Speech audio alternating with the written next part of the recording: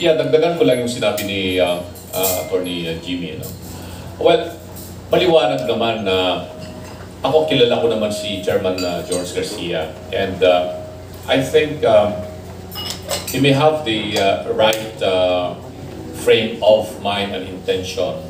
Kaya niya gustong i-implement itong online voting. But medyo in-stretch niya yung kahulugan ng umiiral na batas just to accommodate a certain untested manner of conducting voting at this point in time. So, sabi nga namin, walang batas na nagbibigay ng kapangyarihan sa kanya directly. And we are talking here of the right of suffrage, the most important right of a Filipino in a representative democracy, na kung saan pantay-pantay tayong lahat, mayaman, mahirap. Dito lang yung pagkakataon na tayo ay pare-pareho rito, mabibilang yung nag-iisang boto natin na tayo ay makakaboto pursuant to existing law. Walang batas na nagsasabi na pwedeng gawin yon. Though yung justification ni Chairman Garcia and the members of the commission, with all due respect to them, hindi namin po yun matatanggap. And after studying very carefully existing laws and the resolutions passed by the Commission on Election, nakita namin na merong basis yung apprehension and fears of our overseas Filipino workers. Kasi sila, hirap na nga sila doon sa online voting registration pa lang sa ngayon. Kailangan mo magpa-register ulit doon sa portal ng COMELEC, at hindi pare-pareho yung internet services sa iba't ibang mga bansa. Merong mababagal at medyo hirap na hirap sila. So, lalo madi-discourage yung ating mga overseas Filipino workers na bumoto. Tapos, imagine that I think it's only 15 minutes yung binibigay na timeline or lead time. Pag hindi, automatic, magsha-shutdown na, hindi ka na pwedeng makaboto. So, you will be disenfranchised. That's because you cannot go on registering or casting your vote because of technology or system that has not yet been proven. Meron na tayong existing na a way of absentee voting for how many elections already? 2010, 13, 16, 19, 22, at least 5 elections na. At okay naman yung mga turnouts ng mga OFW voting. Although ang sinasabi kasi ng COMELEC na with this new system that we would like to implement this coming election, mas dadami raw yung mga possible na magkakas ng kanilang vote. Kasi in previous election, mga nasa 35-38% lang yata yung mga OFW na boboto. They would want a higher percentage of overseas Filipino workers' votes to be cast with turnout mas mataas. But okay, mas marami sigurong nagpa-register, pero baka nga naman hindi sila makaboto. Kasi sila mismo ang nagsasabi, itong mga overseas Filipino workers groups, not just in Hong Kong.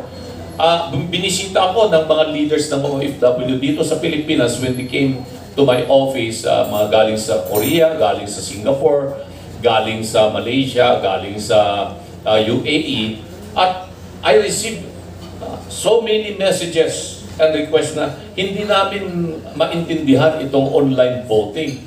So in effect, you are now systematically disenfranchising itong mga OFW in a system that has not yet been proven.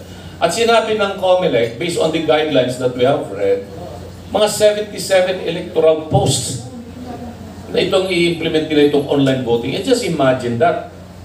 Siguro kung i-pilot muna dito, testingin muna siguro sa 5, baka pwede pa natin siguro palampasin. It's not going to have really a big effect in the outcome of the election. Pero 77, that I think is ito yung kinakabahan itong mga overseas Filipino.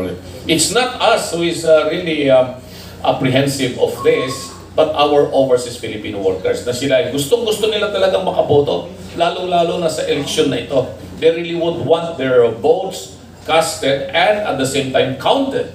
At iyon ang kanilang gustong iparating dito. Kaya nga, bumisita mahigit 200 overseas workers ang gustong pumirma sa petition eh. Sabi ni Atty. Torion, tama na yung 10 siguro kasi masyadong magiging makapal na yung ating annexes. Nakita niyo naman kung gaano kakapal na itong petition na final natin sa Supreme Court. And that goes to show na yung interest, yung clamor ng ating mga overseas Filipino workers ay napakataas dito sa ating ginagawang hakbang na balik tayo doon sa original na tested na pwede makaboto ang ating OFWs. Sir, yung hakbang na yan, so hindi pa tayo gahol sa oras, sir. Like I said earlier, no? Hindi. Kasi pwede naman tayo mag-manual eh. Wala namang problema sa manual. In fact, ang sinabi nga ni Atty. Torion, maganda nga yung manual kasi built-in dyan yung voter verification.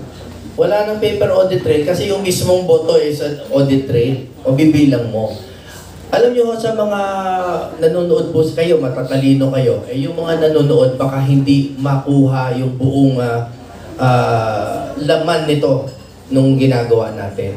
Ang nangyari po kasi sa mga resolution ng COMELEC, nawalan po tayo ng paraan para i-double check yung bilang ng boto at the precinct level.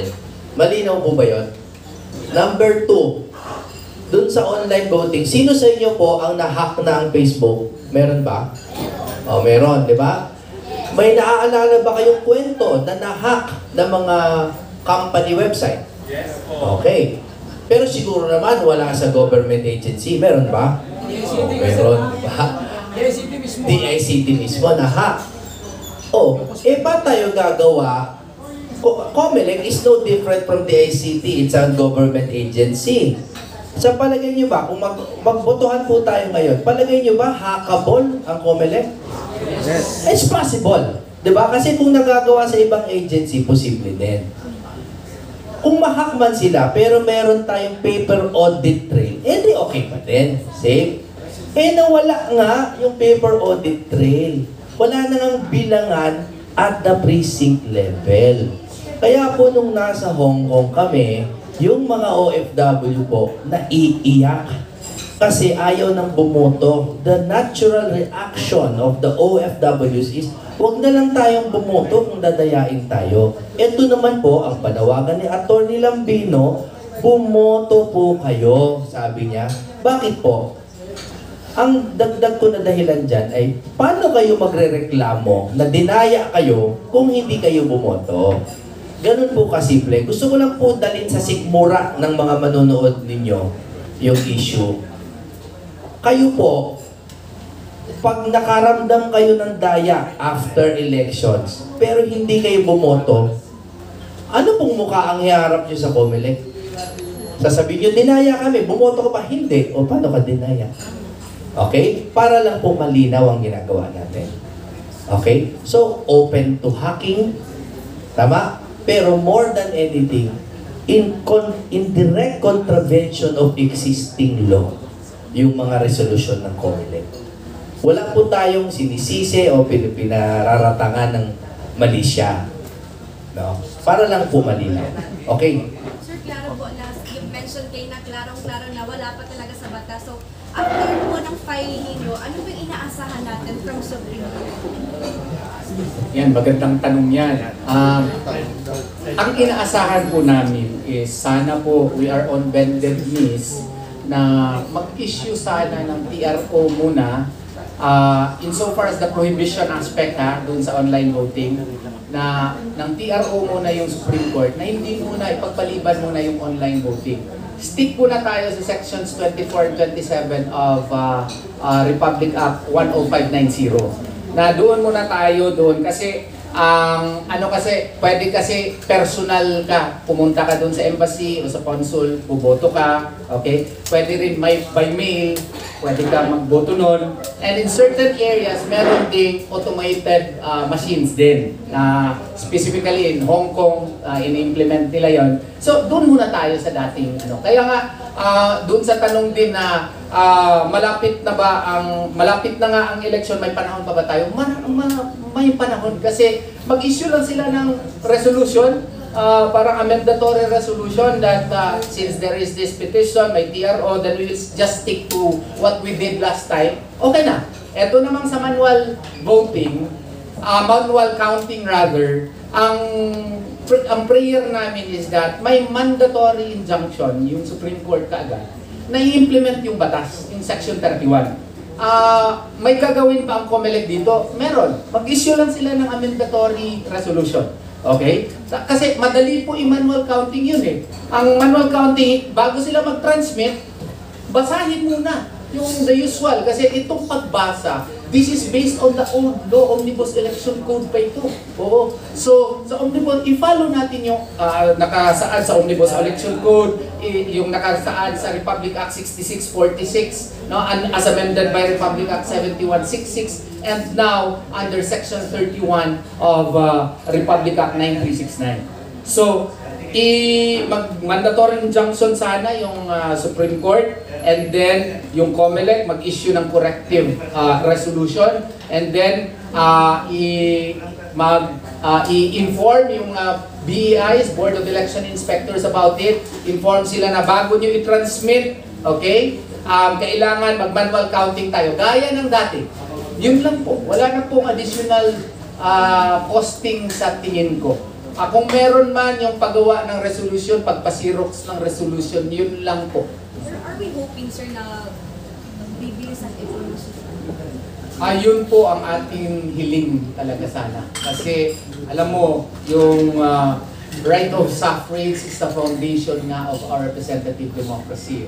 If it is my humble belief that all rights spring from the right of suffrage. So, this is the only way by which we can let our voices be heard, our choices be felt by the powers that be. So, if you cast doubt into the process of voting, then we cast doubt into representative democracy itself.